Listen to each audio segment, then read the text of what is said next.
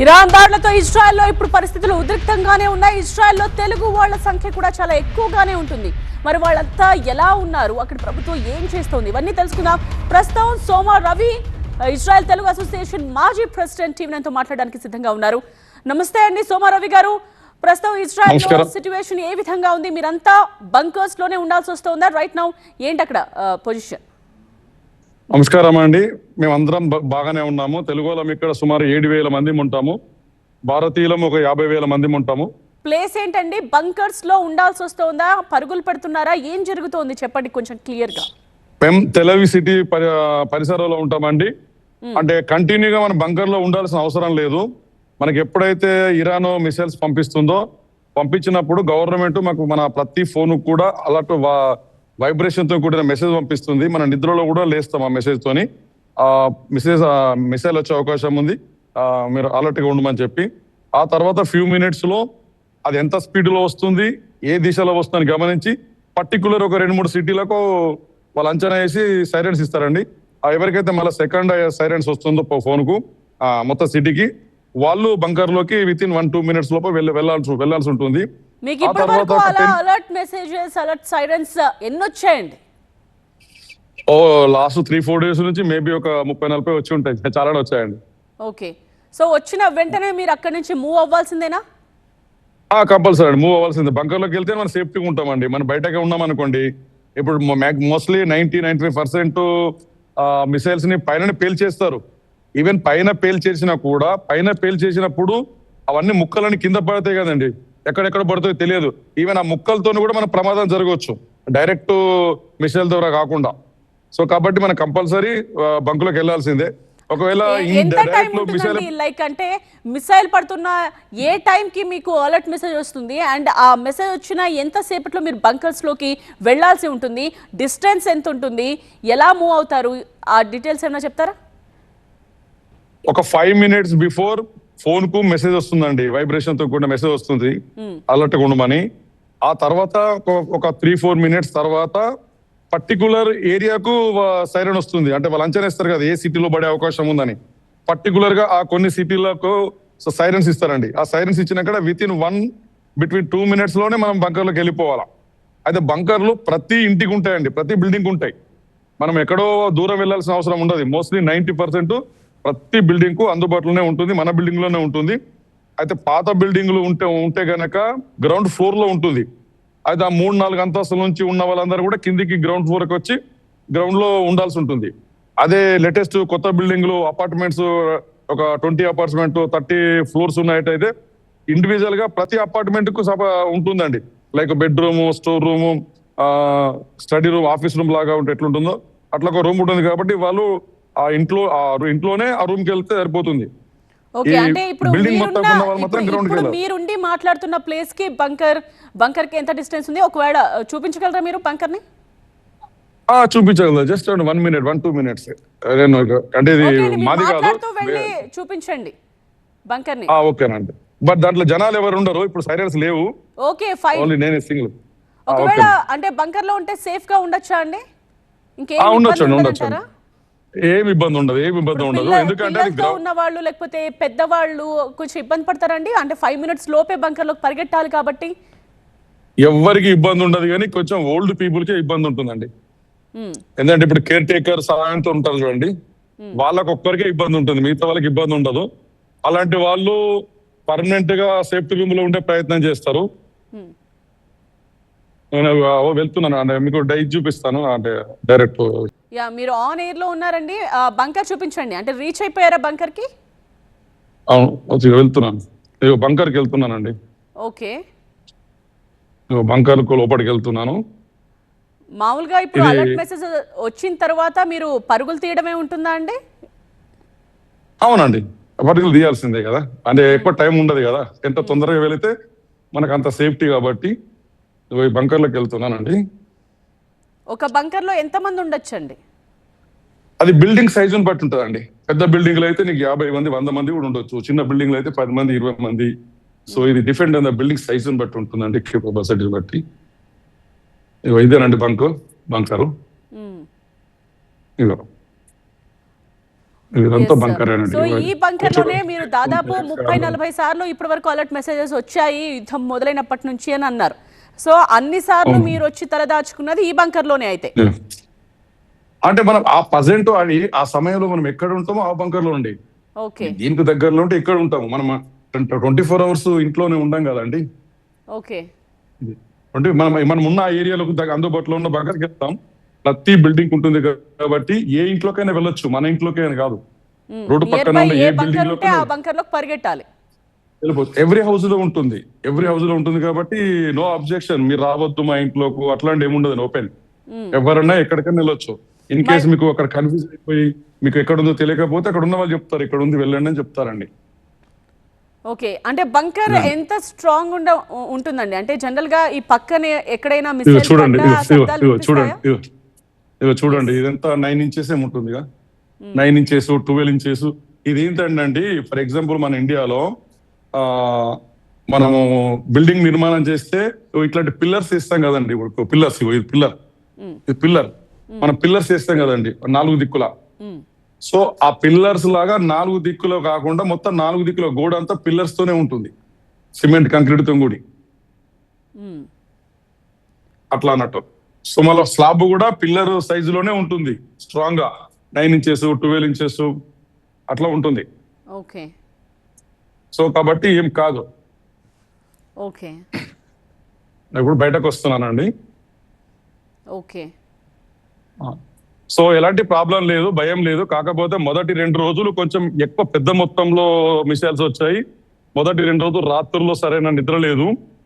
కానీ ఈ 2 రోజుల రాత్రుల్లో నుంచి కొంచెం తీవ్రత తగ్గింది. అంటే అంత గత 2 రోజులకు వచ్చినట్టు రావట్లేదు. కాబట్టి భయపడాల్సిన అవసరం లేదు. మన తెలుగు వాళ్ళందరం సేఫ్ గా ఉన్నాము. కేవలము మన ఫోన్కి వచ్చే మెసేజ్ ని అలర్ట్ గా ఉండి దాన్ని గమనిస్తూ ఇమీడియట్లీ వెళితే సరిపోతుంది.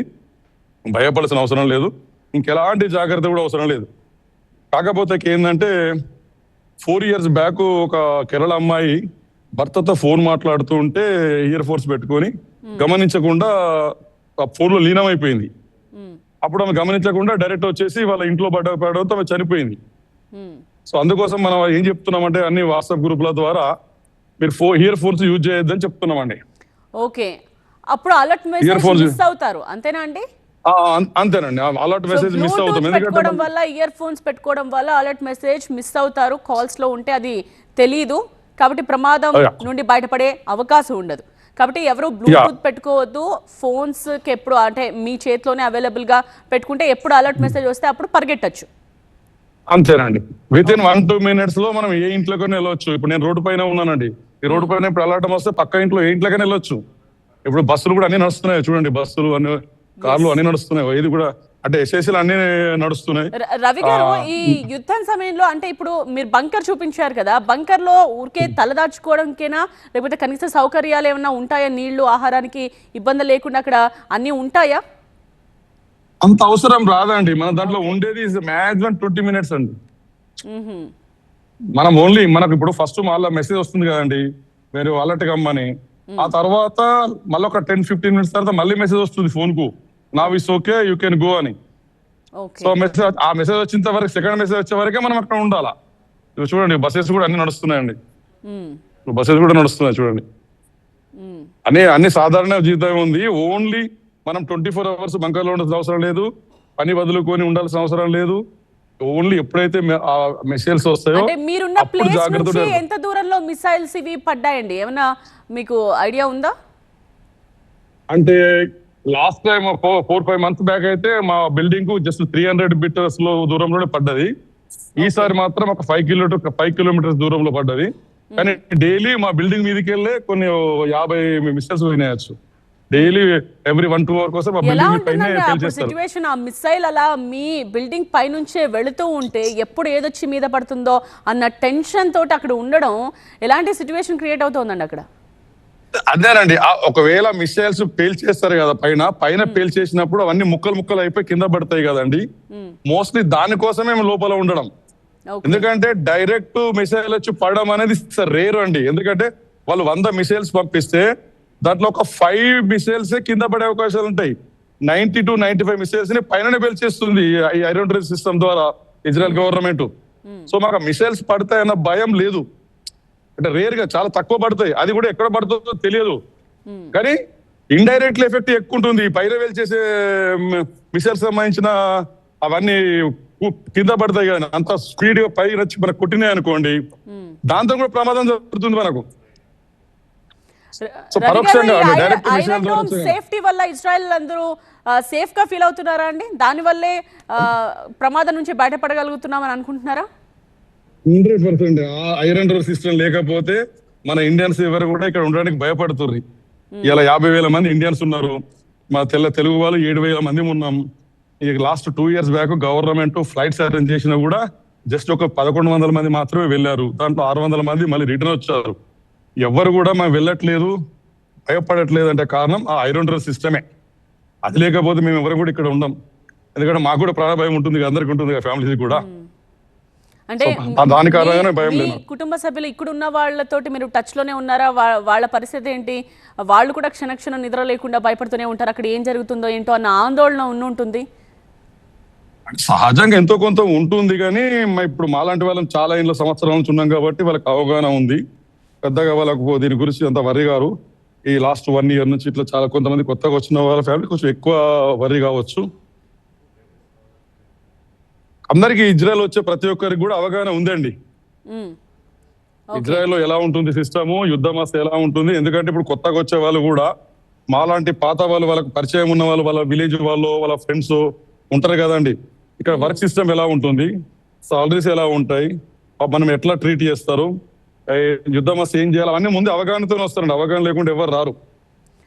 రైట్. ఇరాన్ కూడా దాడులు తీవ్రతరం చేస్తామంటుంది అండ్ లెబనాన్ నుండి కూడా అటాక్స్ వస్తున్నాయి. సో టెల్ అవీవ్ లో ఏ ప్రాంతాల మీద దీని ఎఫెక్ట్ ఉందండి? ముఖ్యంగా వేటిని టార్గెట్ చేసుకుని ఇరాన్ దాడులు చేస్తుందంటారు? ప్రస్తుతం అయితే ఎక్కువ బీర్షేవా, బెత్షెమ్, టెల్ అవీవ్, జెరూసలేం లాంటి ప్రాంతాల మీద ఎక్కువ దృష్టి ఉందండి. ఎక్కువ వీటి మీద దృష్టి ఉంది. ఎందుకంటే ఇప్పుడు మన టెల్ అవీవ్ అంటే మెయిన్ బిజినెస్ సెంటర్, లైక్ మన ఇండియాకు ముంబై ఎలాగో మన ఇప్పుడు ఇజ్రాయెల్ కు టెల్ అవీవ్ అలాగా. సో జెరూసలేం అనేది క్యాపిటల్ సిటీ లైక్ ఢిల్లీ లాగా. కానీ ఎక్కువ జెరూసలేం కంటే కూడా ఈ టెల్ అవీవ్ మీదే ఎక్కువ దృష్టి ఉంటుంది. ఎందుకంటే దాదాపు అన్ని ప్రపంచ దేశాలకు సంబంధించిన వాళ్ళు కానీ, అన్ని దేశాల ఎంబసీస్ కానీ టెల్ అవీవ్ లోనే ఉంటాయి. సో కాబట్టి వాళ్ళ కాన్సన్ట్రేషన్ ఎక్కువ ఉన్నాయి. మొదటి 2 రోజులు చాలా విపరీతంగా వచ్చినాయి. 2 రోజులు సరిగా నిద్రలు కూడా లేవు. ఎందుకంటే ఆ మిసైల్ ఎప్పుడు వస్తుందో మనకు తెలియదండి. ఇప్పుడు ఎవ్రీ ½ an hour కూడా రావచ్చు, ఎవ్రీ 20 minutes కి రావచ్చు, ఎవ్రీ 1 hour కు రావచ్చు. ఎప్పుడు వచ్చినా బయటకు వెళ్ళాలి. ముఖ్యంగా ఈవినింగ్ నుంచి మార్నింగ్ వరకు ఎక్కువ వస్తున్నాయండి. కాబట్టి నిద్ర డిస్టర్బెన్స్ ఎక్కువ ఉంటుంది. భయపడాల్సిన అవసరం లేదు, కానీ నిద్ర డిస్టర్బెన్స్ ఎక్కువ ఉంటుంది. సో డే టైంలో కొంచెం తక్కువగా ఉంటాయి. ఈవెన్ మనం వర్క్ వెళ్ళినా కూడా వర్కింగ్ ప్లేస్ లో కూడా షెల్టర్స్ ఉంటాయి, స్కూళ్ళల్లో కూడా షెల్టర్స్ ఉంటాయి. ఈయన ఏమైనా ఆఫీస్ మన ఇది షాపులు ఉన్నా కూడా షాపులలో కూడా షెల్టర్స్ ఉంటాయి. ఎక్కడికక్కడ ఉంటుంది. మనకి షెల్టర్స్ కు భయం లేదు, ఎక్కడున్నా మనం వెళ్ళొచ్చు. ఇప్పుడు ఇక్కడ ఇవన్నీ బిల్డింగ్స్ ఉన్నాయి అండి, చూడండి ఇవన్నీ.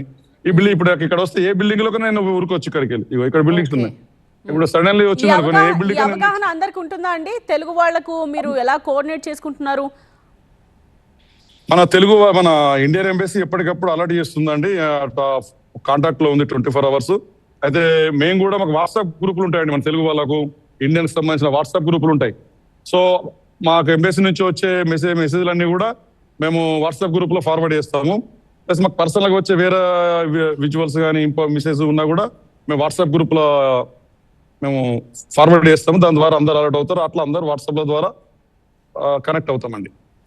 రవి గారు, మీతో పాటు పక్కనే ఇంకొక తెలుగు వారేనా? వారు కూడా కనిపిస్తూ ఉన్నారు. మీరిద్దరు కాస్త ప్రశాంతంగానే కనిపిస్తూ ఉన్నారండి. యుద్ధం ఏమో భీకరంగా జరుగుతుంది ఒకవైపు, అండ్ రోడ్స్ అన్ని కూడా మోస్ట్లీ ఖాళీగానే కనిపిస్తూ ఉన్నాయి. మీరిద్దరు తప్ప అక్కడ మిగతా మనుషులు ఎవరు కనపడట్లేదు. అంటే మన వాళ్ళందరూ చాలా ధైర్యంగానే ఉన్నారా అక్కడ? అవునండి, ధైర్యంగానే ఉన్నారు. ఇప్పుడు ఈ కొంచెం ఆఫీసెస్ కానీ స్కూల్స్ కానీ ఇట్లాంటి కొన్ని బంద్ ఉన్నాయి కదండి, అందుకోసం కొంచెం రష్ అనేది తక్కువ ఉంది. కానీ కంప్లీట్ బంద్ అంటే ఏం లేదండి, అన్ని ఓపెనే ఉన్నాయి.